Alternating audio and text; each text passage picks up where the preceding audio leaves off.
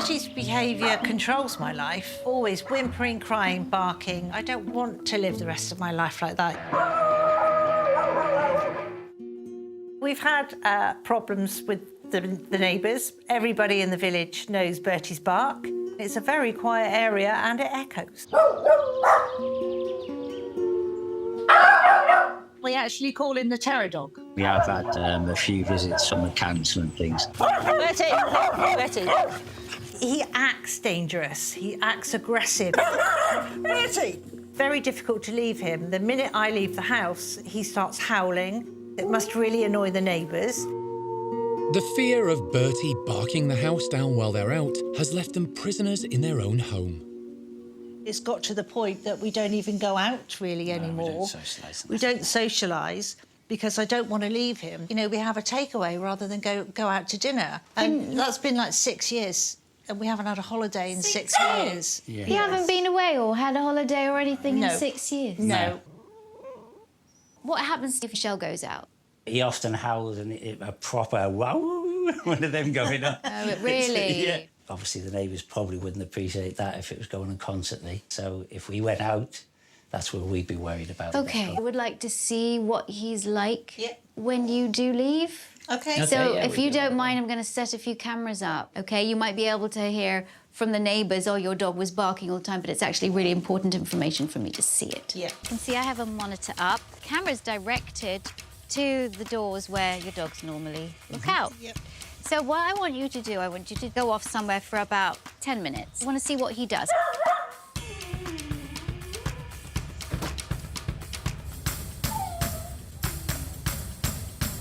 OK, now the howling has started. He is howling, and dogs will howl, you know, because seek reattachment, right? So there's a few howls.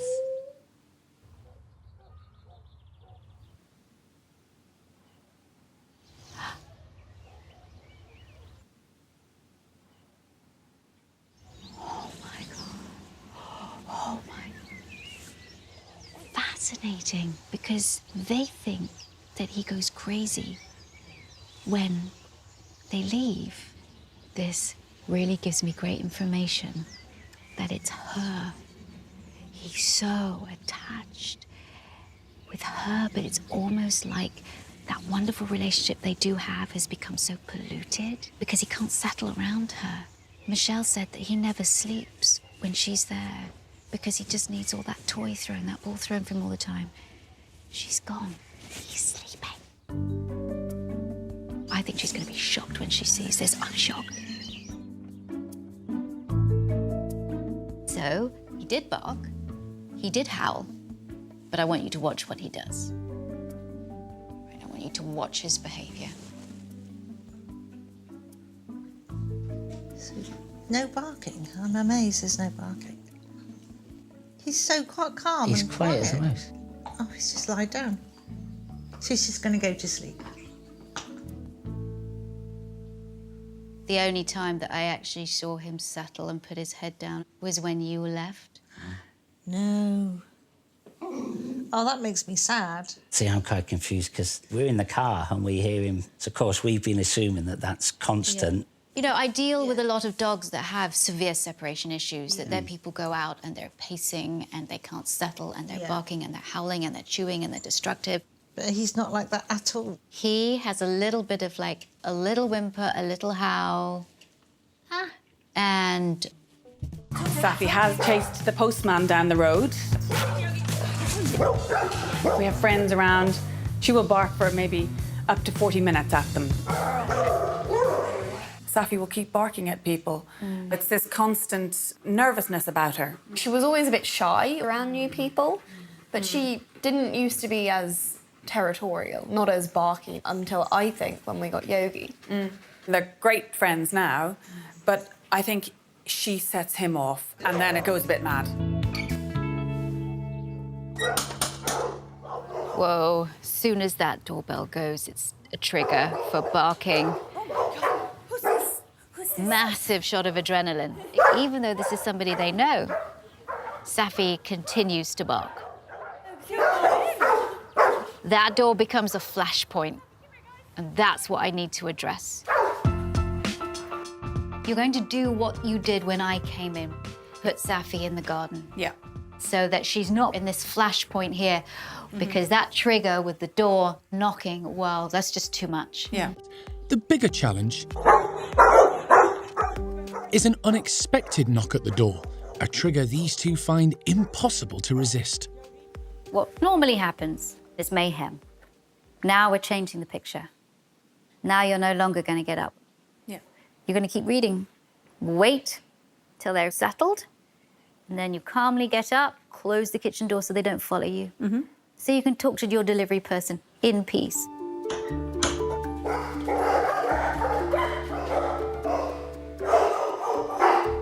So while excitable Yogi and nervous Safi react as expected, the humans carry on as if nothing has happened. Eventually, they get the memo and settle down. Good boy, Yogi. Very nice. Good boy. Well done. Then, after closing the kitchen door behind her, Carol can quietly see who's knocking. As odd as all of this seems, we're really breaking their habit. Yeah. Though in Safi's case, getting her to relax around visitors is more complicated. Have your guests come in, let them settle, and then introduce her. Also, be that kind of emotional anchor for her. Yeah. Give her those treats as you're coming in. Tell her, good girl. And that means she's going to be focusing more on you rather than on all of these scary people around. Yeah. Okay. She'll also be focused on Victoria's next piece of advice: engage the brain. I love this. It's an interactive toy that I put some food in. Okay. She's got to work out how to get it out. Okay. There you go. Now let's see what she does. The more sort of problem-solving activities you give, the better. Because when a dog is seeking and sniffing, it actually lowers their stress levels. I'm going to show her how to do it. There you go. What we just did then was a bit of social learning, where I showed her how to do it, and then she did it herself. Soon she'll be like, oh, that's easy, boom. There's a piece. Well done, good girl. Finally, never underestimate the power of exercise. Either before your guests come or after, take her for what I call a decompression walk. Okay. As in, relieves that stress. Yeah. If you follow these tips, I can assure you that her nervousness around people is going to dissipate. Yeah, the future's bright for this girl and for you. Isn't it, darling? She's a 9-year-old pet rescued Tibetan Terrier. Right. She has intense separation anxiety. Because Pampy freaks out so badly when she's been left alone, I haven't left this dog by herself in the last 5 years. I mean, it's been years because When you say she's got separation anxiety, what does she do? She would take and destroy all the crown molding lining my door, all the paint off my door. She would take off drywall. I take her on dates with me. It means I take her to business meetings with me. I take her to temple with me. She likes to go to gyms and watch me work out. She loves to go to hair salons. We're like two girlfriends hanging out, living our lives, single women, out in the world. Stacey and Pampy seem to have a very, very codependent relationship upon each other. I think it's time to see what Pampy's going to be like when she's separated from Stacey, just for a little while. I want to see if this dog still suffers from separation anxiety. Victoria sets up a camera, and she and Stacey head out to the car to observe how Pampy will respond to being left alone for the first time in 5 years. But the separation may prove more of a problem for Stacey than for Pampy. She's not sure that I really would do this to her, that I would really leave her, because we're such a team. Everything that Pampy does, Stacey thinks about it in human terms, as if Pampy were a human. And in fact, she's not thinking dog.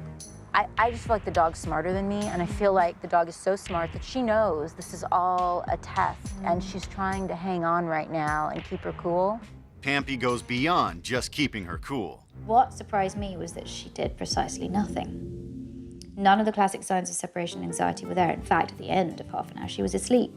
Maybe I feel like maybe I've been played, I've been played for the fool. I don't know. Victoria's got the measure of Stacy's situation. I think it's time that Stacey learned to be apart from Pampy for a little while. Just as important that Pampy learns to be apart from Stacey. Let's talk about the separation anxiety. Okay. So who do you think suffers from more separation distress, you or Pampy? I'm gonna say it's me. It's definitely me. It's the human. I want to get you back out dating again without Pampy. I would put so much value on having a normal dating life. I want to set up what you can do inside the house to help your leaving be better. Okay. And it's called independence training. Oh. Does she know the word stay? Does she know the word Yes. wait? She does. And the fact that she already knows it is great because that means we can just carry on to the next level. Right. So let's just start with the first thing. Come on, Baba. Here, sit. Good girl. Stay. Good girl. Stay. Now, there's a difference, like this, and then backing away from her, turning your body and taking your eye line away. She's much more into following. Now, the reason why she's not following me is because she's not attached to me, but when you do this, she's more likely to follow you, okay? Okay. All right, so I just want you to do exactly what I've done. Okay. Pampy, stay. Okay? Sure enough, when Stacy takes over, Pampy loses focus. I've noticed this a lot with her, that she listens to you, but then sort of goes, yeah. I think you have to get the respect back and the focus back. Because when you're more of a leader and you give more direction, the dog understands you. Okay. Try and get her focus onto you again. Hello. Come here. No, we don't go hello, come here. You go like this. Okay. Come.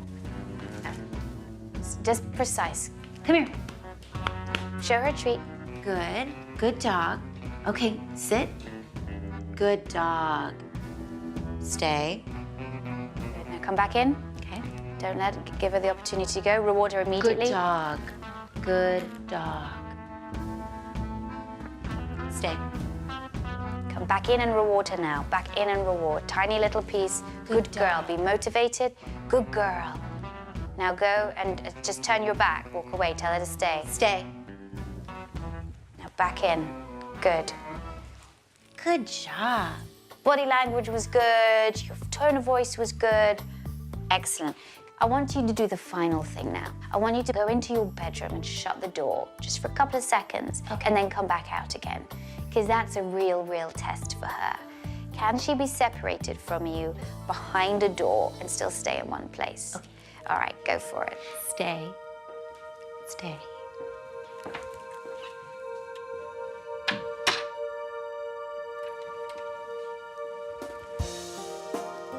Good girl, Pampy.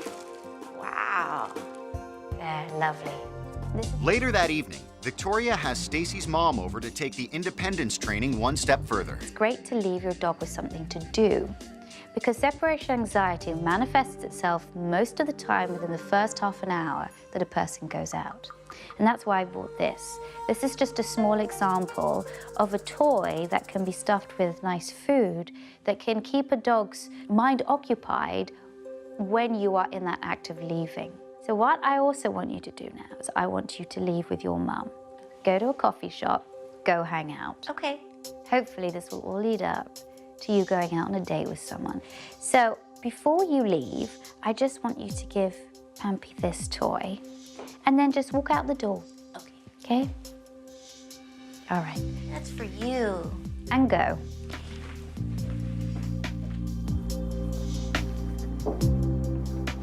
I very quickly realized that either Pampy didn't like peanut butter or she wasn't used to having that particular toy. Victoria replaces the toy with a bone filled with Pampy's favorites, chicken and cheese. Then she heads to her car to oversee Pampy's behavior from her monitor while Stacy and her mom arrive at a cafe nearby. This is exciting. We're here alone. It's a little unsettling for me right now. Pampy hasn't touched the bone. She loves what is in that bone. but she's not eating it, and dogs that do feel distress when separated can't eat. If we could just take this for me to the next level, and I could go out on a date, and my date and I don't have to worry about checking back in with Pampy in 30 minutes, an hour. Like, we could go through a whole evening, start to finish, no dog free. And then we could go on a double date. Yeah, cheers! Cheers to double dating.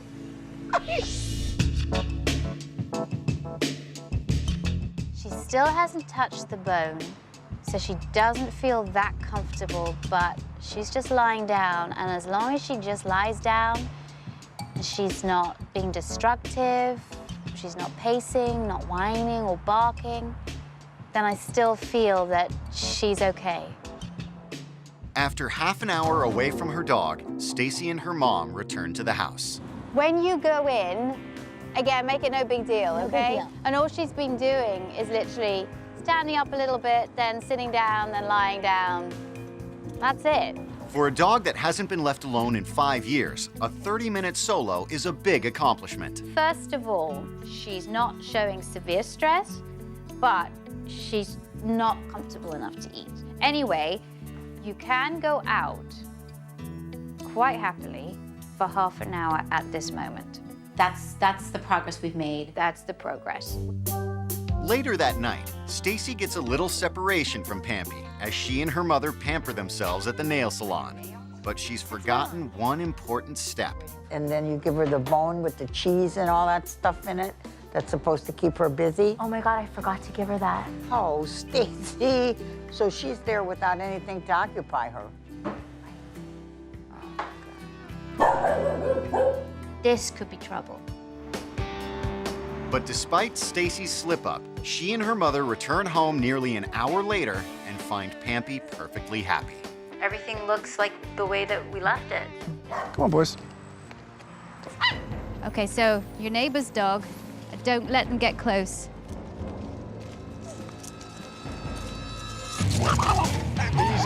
Easy. Don't let them get close.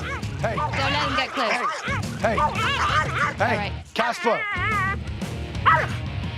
Casper's aggressiveness has really been going to another level. He's getting worse by the day. Could you just walk him away and see what he does? He backs away. Interesting. Okay.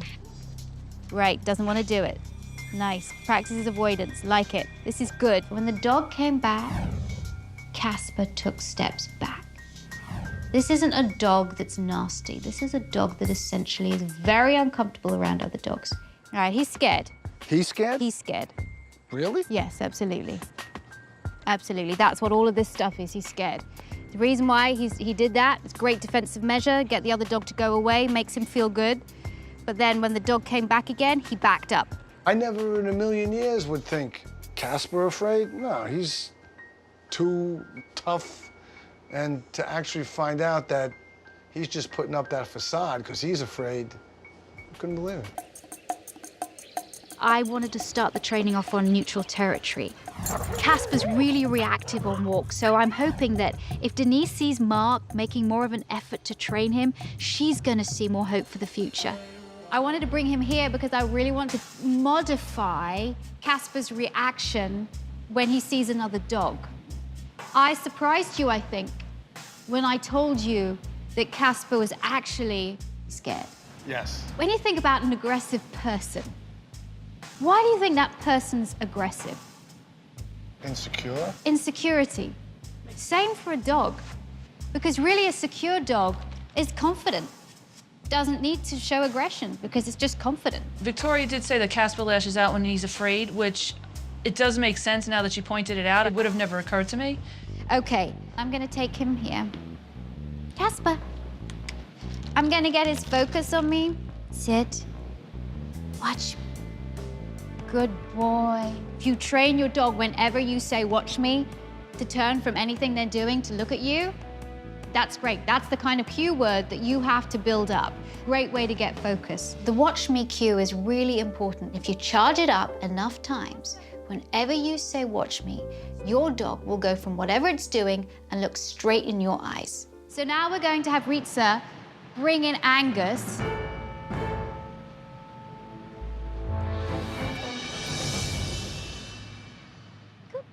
boy.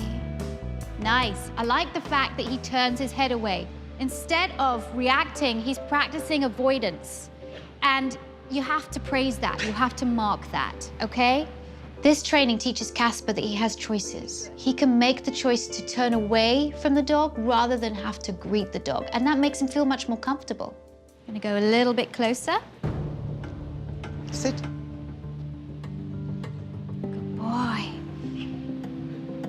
Good.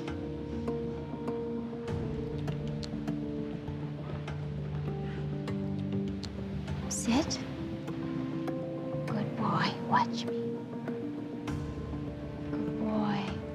Good boy. I was very much surprised that Casper wasn't more aggressive than what he was. He seemed to start to get used to the fact of another dog in his space. All right, I want you to come over here and I want you to take over what I'm doing. Okay. I don't want you to let Casper get close to Angus.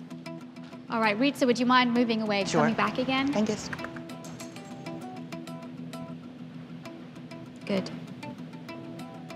Watch any kind of the way. Good. Nice. That's what I want him to do. That's perfect. By doing this, you're giving him confidence. That's what he needs, confidence. The more Casper gets rewarded around other dogs for calm behavior, the more he's going to associate other dogs with good things happening to him. Therefore, that's going to make him less reactive. Would you mind getting him up and walking around as well? Let's go, Angus. There's one thing getting your dog to sort of sit whilst the other dog's going by, but I want you to be able to walk by another dog that's walking by. Good.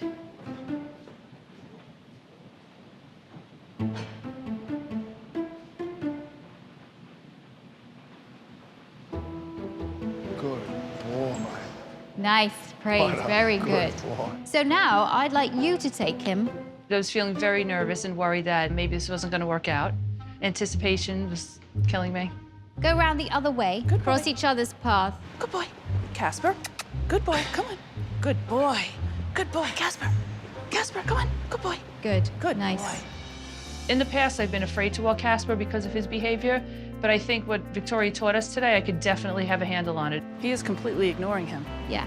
Good boy, Casper. Good boy. Yeah, that was close. Good boy. I'm seeing some progress, but this is just the first step. Casper has a long history of reactivity, so it's going to take a while to change that behavior. When Victoria left, Mark and I continued the training. Let's go. When I walk Casper, and if my neighbor Patrick is also out, we actually can, have a conversation together and walk the dogs at the same time. No barking! No barking! Stop barking! My biggest issue is that they cannot bark when we're at home. Too many people, they have the letter from the lawyer, they have to move from the apartment. No barking. No barking, girls. Honey, we have to keep them quiet. No. I would get them debarked because I was already on that. No. This problem that makes us lose our apartment, makes the problem between me and her, And then somebody told me about debarking your dog. Debarking is cruel, it's abusive. You're cutting a dog's vocal cord and taking away its ability to communicate. And that's one of the reasons why most veterinarians in this country do not do it. It's less invasive than having them spayed or neutered. Imagine. It's like taking a person and going, you know what? I've had enough of you talking. Boom. Boom. Yeah. That's it. Let's clip a vocal cord of yours so that you can be quiet. She wants to debarking, but I don't want to do it. Debarking should be made illegal. I haven't done a lot of research on it, but I can't be kicked out of my home because my dogs bark. So I have to do something. I know I'm not seeing a true picture of their normal behavior, so I need to see Beanie and Munchkin in the apartment for myself.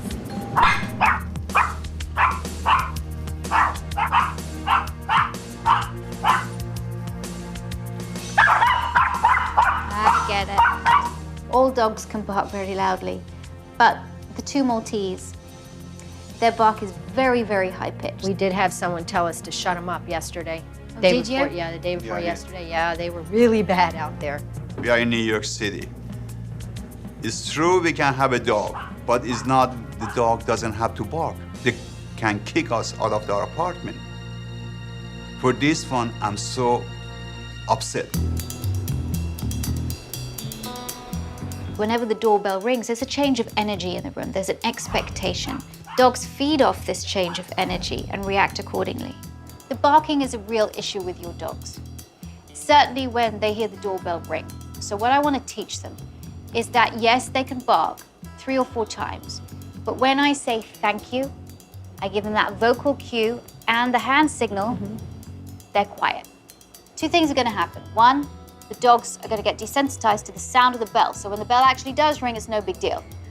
2, the dogs are going to have a ritual of behavior established about what they do when the doorbell rings. These dogs have had a long habit of barking. All their lives they've barked, especially Beanie. So this could take a while. Thank you. Then I'm going to treat them. Good. Thank you. Good girls. You learn. Both of you need to learn, We not all just have to her. learn. Yeah, you I know, did. Did you look at her? We all have to learn. He did learn. All right. I'm going to walk towards the door and do it. Thank you. Good girls. Dogs watch us more than they listen to us, so to have a really clear hand signal that gives the dog a cue to be quiet is really going to help. I stationed someone outside the door to ring the bell so I could show Max and Tamara the technique in action. Thank you. Good girls. Good girls. Very good girls. Very good girls. They were quiet, they didn't bark in too much. And they are responding. Is a good response for now. So now I want you to do this. Let's have the doorbell ring again. You take over. I want Beanie and Munchkin to listen to Tamara now, not because they're fearful of her, but because they respect her. Thank you. Yes. Good girls. Go over to the door. Good girls. Good. Come back. Tell them good girls. Good girls. Good girls. Yes. I don't think that it's difficult at all. Once you learn it and you think about it, it's common sense. That was just a reality check for me. No debarking. I think, Max, with you, they're gonna react a little bit differently when you get up and go. Okay? Okay. I'm gonna give you these 2 treats, and let's have the doorbell ring. Thank you. Thank you. Do the thank you, like that. So I want you to stand up and say thank you. Oh, That's stand the up. hand signal, okay? Thank you. I'm so upset because they don't listen to me. Thank you. The dogs are so attached to Max and they want all the love and affection, but when he asks them to do anything, they actually don't listen to him. So this training could be really difficult for him to get through. Sit down again because she's barking at you. Take your eyes away from her. See, I told you it was going to be different when you do it. I was holding myself back. I wanted to get up and say no, like this. Thank you. Let's have the doorbell ring again. Thank you. Sit down again.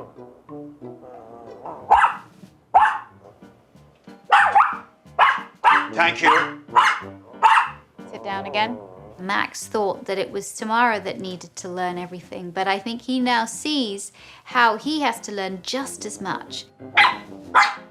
Thank you. Thank you. Thank you. Thank you.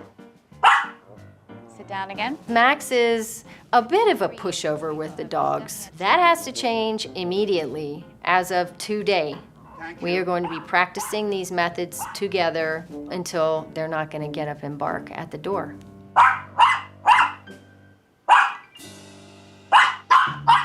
Thank you.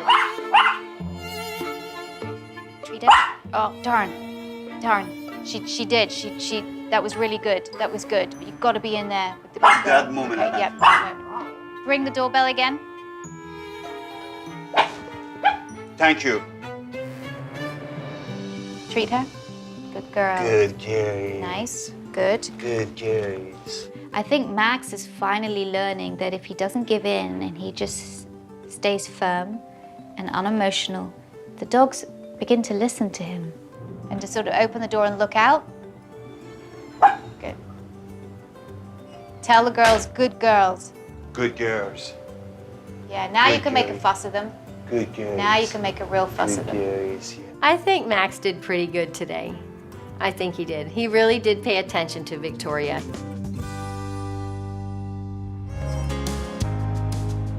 Good girl, good girl. Good girls. Yay, good girl. I cannot believe it. Since Victoria left us, Max and I really found a common ground now, and we really work hard together with the dogs. Let me to see who is. Good girl. Thank you. Beanie and Munchkin, they are very calm. More calm than the before. Big. Thank you.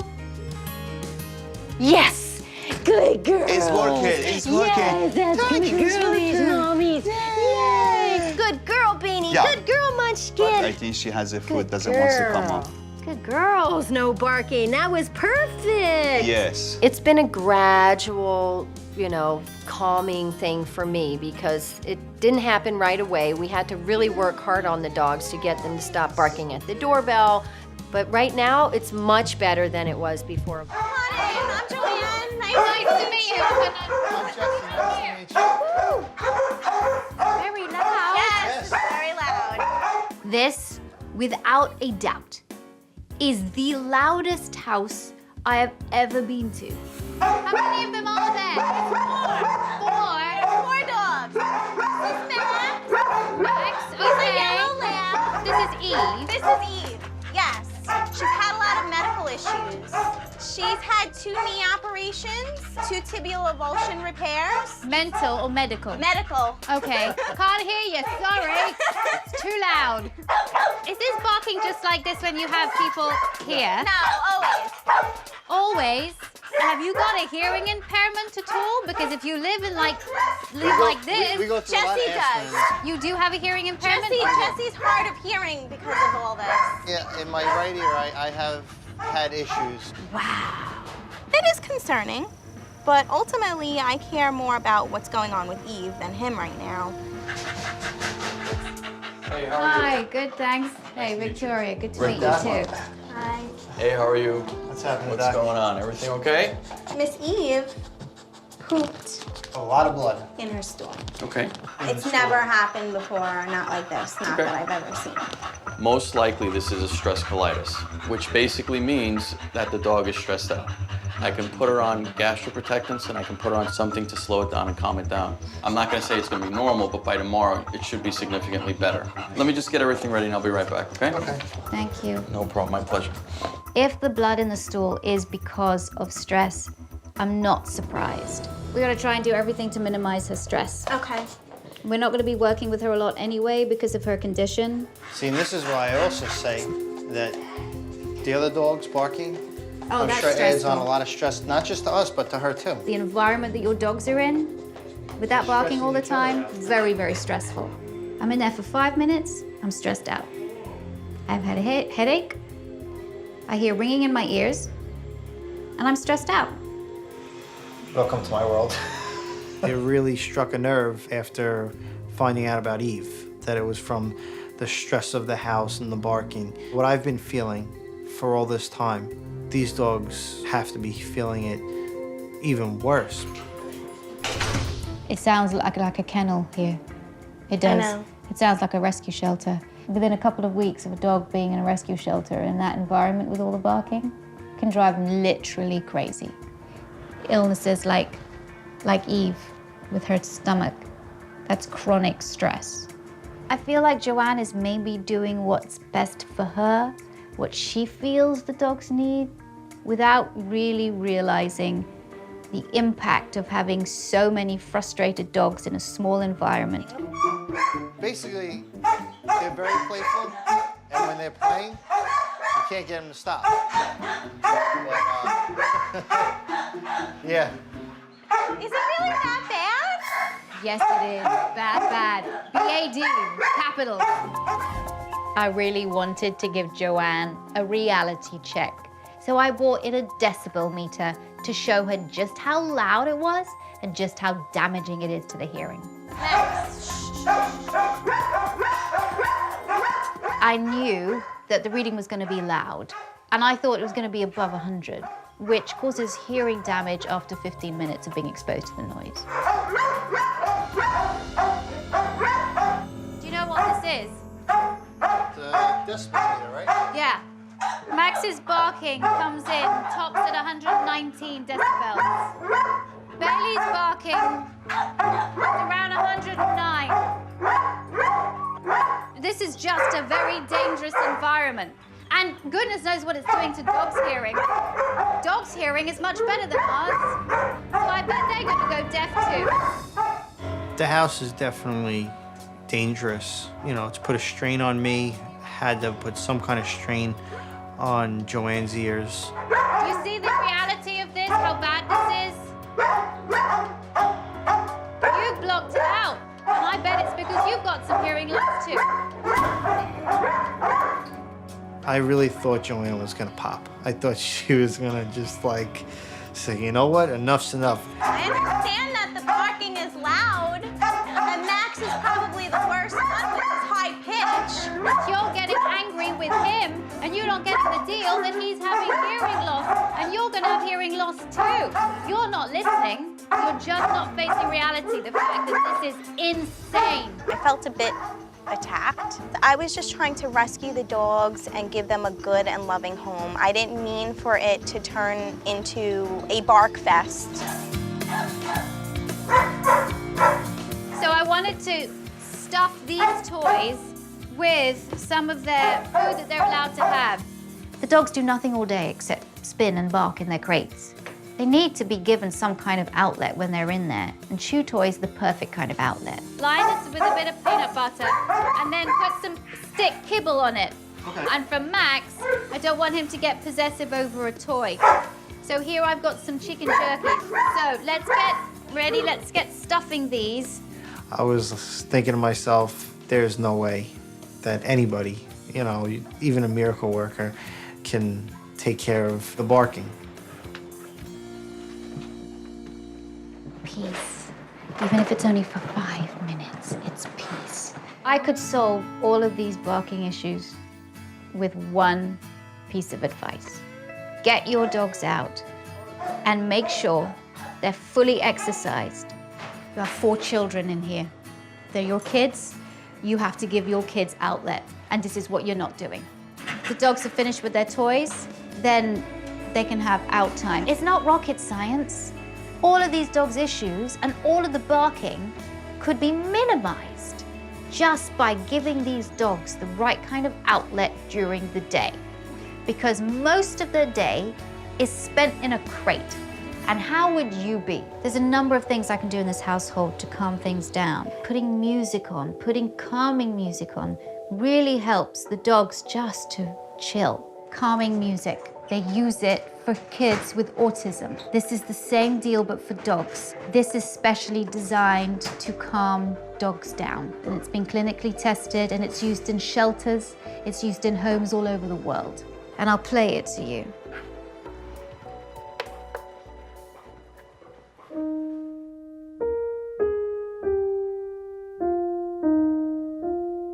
So in the morning, I want your dogs to be in this kind of state when you leave. I want them to be tired when you leave. Then you can leave this on for 60 minutes, as long as it lasts, and then that's it. Then when you come back during the day, you're gonna do exactly the same thing in the evening, and you're gonna put this music on for them. Okay, sounds good. Is this something doable? Yes, it is. I'm big into music. I love this. I never realized that. I mean, we do use this technique with children with autism, so I am familiar with it, but I didn't realize that you could do it with dogs. I really turned the corner when she brought out the music for the dogs and really showed that there can be peace and quiet without any crazy methods like bark collars and choke collars and hurting my animals. This is nice, see? I don't think I've ever enjoy heard it be this quiet in a long time. In a very long time, months. Months, try Yeah, maybe close to a year. This is going to require a lot of effort. It really is. And you're going to be tired, and then it's going to be really cold outside, and you're getting up in the morning and going to be like, I don't want to play with my dogs. I don't want to. I don't want to walk my dogs. But I bet they haven't been played with or walked in the morning like they should be. I've never been into the classical music. I've never been into any of that, you know, piano stuff. But I would listen to that music any day over 4 dogs going completely crazy barking. For the first time being in this house, I can actually have a conversation. Yeah. I can hear myself think. It's amazing. I think I could take a nap. Quiet time is key in this whole thing. The toys that Victoria brought for us, we just fill up the treats into it. It works because it keeps them occupied. The best thing about Victoria coming was it minimized the stress level in the house. And so there's a lot more peace and tranquility in my house. And I don't feel as stressed, Jessie doesn't feel as stressed, and neither do the dogs. This is so much more peaceful. You Definitely know? a lot more. See, like, it's been too long that I was able to get on the couch and just put my arm around with you without the dogs completely flipping out, especially Max. Teddy wasn't always the wayward dog you see today. Just 1 year ago, he was quite literally Jane's saviour. I was told I had cancer for the second time in 10 months, and I was going to have to go through chemotherapy and radiotherapy. When we heard the news, I still can't find the words. It just shook me to pieces. Then, into their lives came Teddy. Instantly, Jane and this young pup were inseparable. When I was going through chemo, he was the reason I was getting up. I had to get up. I think that helped with my recovery. Sorry, it's still very raw. Now in remission, Jane's reclaiming her old life and is back at work, but Teddy's showing signs of separation anxiety. Worst case scenario, we have to rehome him, and I dread to think what it would do to Jane. Even though Teddy's desperate not to be home alone, Victoria wants to see how he reacts when Mike and Jane go out.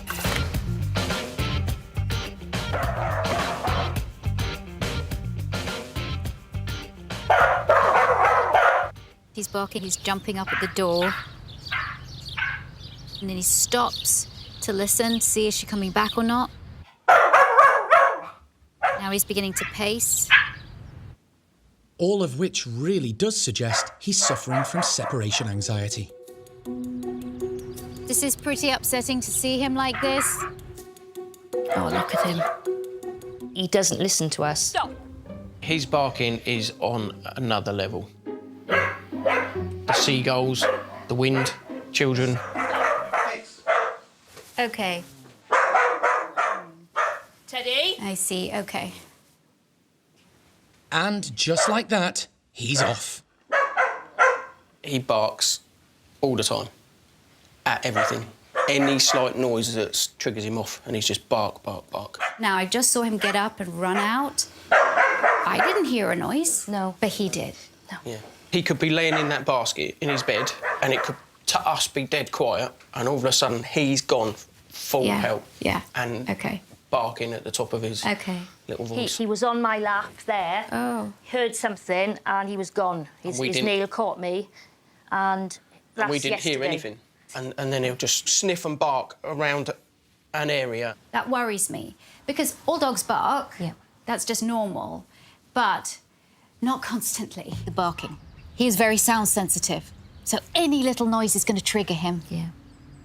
And so when he hears a sound, he goes like this, runs towards it. The noises make Teddy even more anxious as he tries to work out if they're friend or foe. This training is going to help cut through what he's barking at so that he can run right back to you. I call it the back and forth game, and it's just all centered around fun. You say, Teddy, here, and then when Teddy is with you and he's eating the little treat that he's gonna get, you then say, Teddy, here, and then you're gonna go backwards and forwards, okay? Backwards and forwards. Designed to lower Teddy's stress levels, this simple strategy Call Teddy to you now. Here. pulls Teddy's focus away from noises back on Jane and Mike. Lovely. Now, Mike. Teddy, here. And drop food on the ground. Good, very nice. Tell him good boy. Good boy. You call? Teddy, here.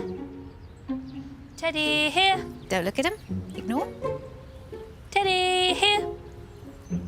Yes. Boy. Yes, this is a fun game, but it's also going to enrich his life. And we find that barkers, they need a bit more enrichment. Teddy, here.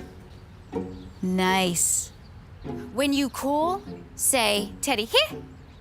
Yes, good. He likes it. He does. Make it high, Okay. because then he's going to be like, oh, that's more exciting for him. Mike, you got to find that voice somewhere.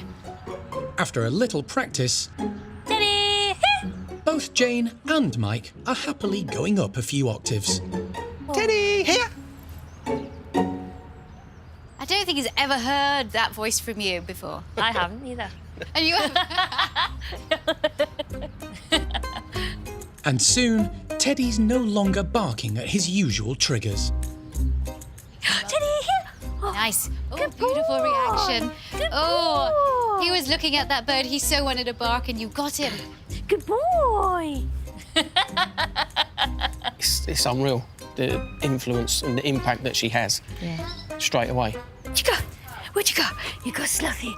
That's all it is. We just got to play more with our dogs. Teddy absolutely smashed it. It was awesome. It's such a simple thing to do, and it's blown my mind completely. Teddy, here. Good boy. Teddy, here. Teddy, here. We can now control him mid-bark 90% of the time. Yeah. Teddy, here.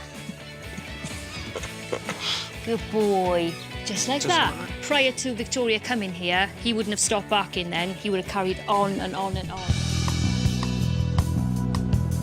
Can you take yourselves off into the front room and just hang there? I just want to see what he does. Absolutely, sure. Okay.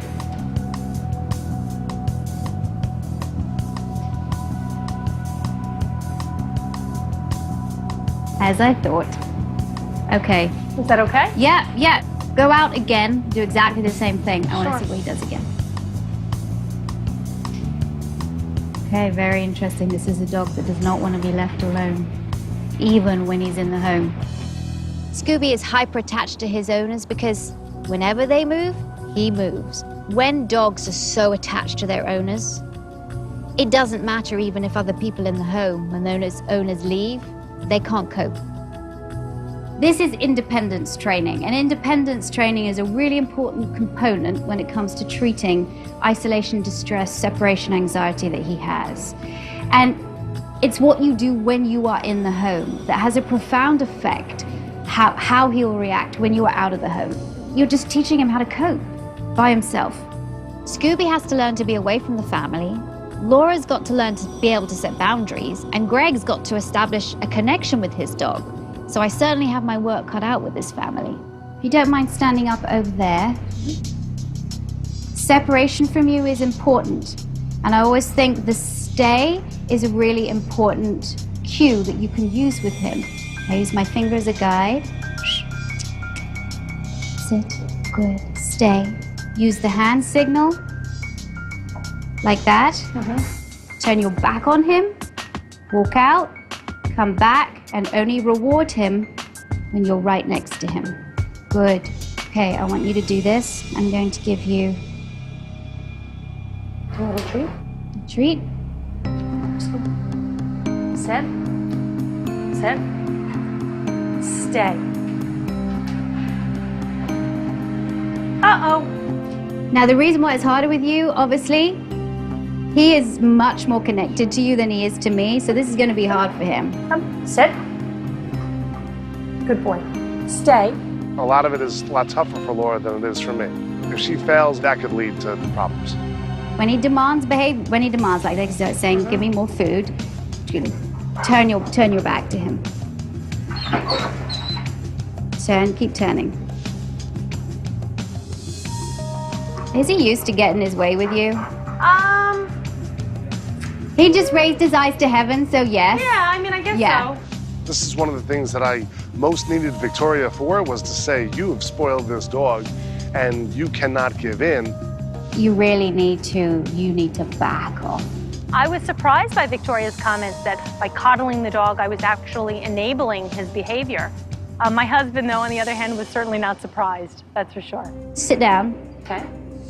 What happens with these dogs is when they come up to you, you go like exactly what Just you like did. this. Okay. Oh. Don't hold your hands out, stand up, turn your back to him. Sit down. Stand up. Laurie gives too much attention, too much affection to Scooby whenever he demands it of her, and that's not good for him. I don't want the Hunkos to fail. And I know they want it to work, but this is no quick fix. Thanks for watching. If you love It's Me or the Dog and want more dog training tips and tricks, visit my official site, positively.com. And if you're interested in learning more about becoming a dog trainer, check out the Victoria Stilwell Academy. Links to both sites are in the description. I'll see you online.